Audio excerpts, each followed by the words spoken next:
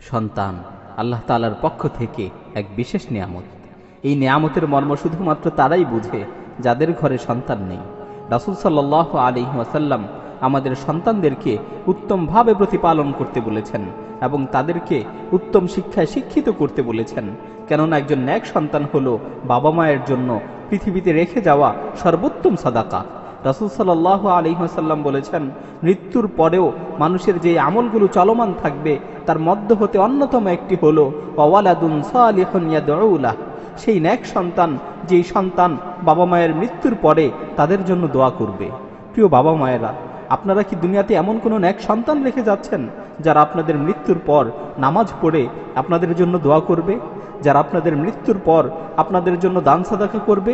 আপনারা কি এমন কোনো আল্লাহভীরু সন্তান রেখে যাচ্ছেন যারা আপনাদের মৃত্যুর পর আপনাদের মাগফিরাতের জন্য প্রভুর দরবারে কাকুতি মিনতি করবে, যারা আকাশের দিকে দুহাত তুলে চোখের পানি ছেড়ে দিয়ে বলবে, রব্বির হামহুমা কামা রব্বায়ানি সাগীরা, হে আমার প্রতিপালক, আপনি আমার বাবা মায়ের প্রতি অনুগ্রহ করুন যেভাবে শিশুকালে তারা আমার উপর অনুগ্রহ করেছিল।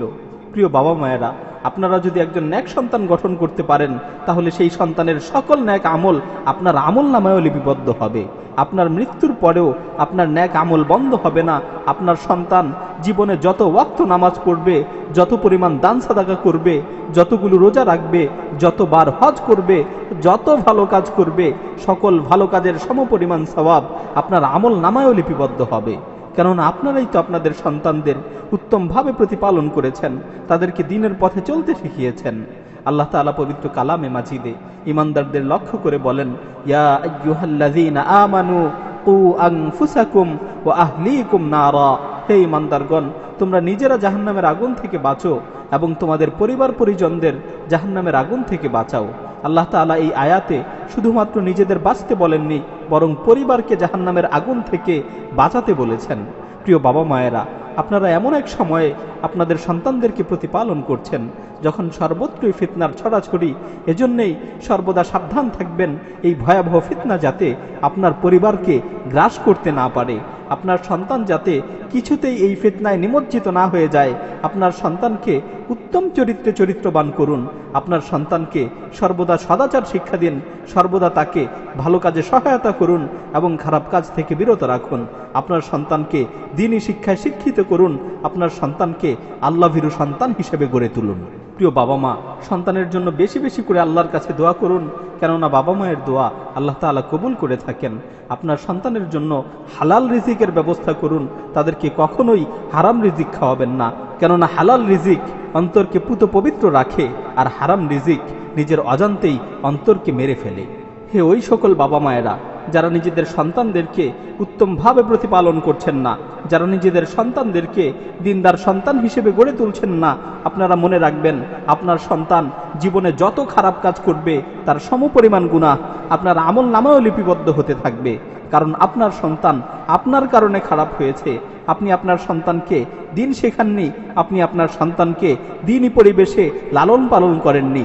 কিয়ামতের দিন আপনাদের আদরের সন্তানেরা আপনাদের বিরুদ্ধে অভিযোগ করে বলবে, হে আমাদের প্রতিপালক, আমরা খারাপ হওয়ার পিছনে মূল কারণ হলো আমাদের বাবা মা।